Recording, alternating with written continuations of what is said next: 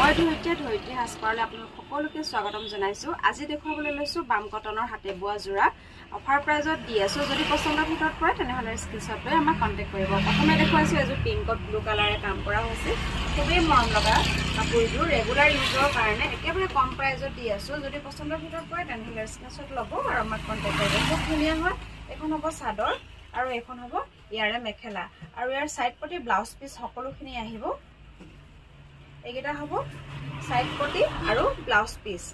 এই কাপোৰযোৰৰ আৰু কালাৰকেইটা মই দেখুৱাই দিছোঁ। যদি পচন্দৰ ভিতৰত পৰে তেনেহ'লে স্ক্ৰীনশ্বট লৈ আমাক কণ্টেক্ট কৰিব। ইয়াৰ প্ৰথমটো কালাৰ গ্ৰে ব্লেকত কাম কৰা হৈছে। এইটো মুগা ব্লেকত কাম কৰা হৈছে। ব্লুত ৰেডেৰে কাম কৰা হৈছে। তাৰপিছত পাৰ্পলত ব্লেকেৰে কাম কৰা হৈছে। অৰেঞ্জত ব্লুৱেদি কাম কৰা হৈছে আৰু এইটো গ্ৰীণত ব্লেক, য়েল্লোত ব্লেক, পাৰ্পলত ব্লেক, এইটো গ্ৰীণত ব্লেক, পিংকত গ্ৰীণ,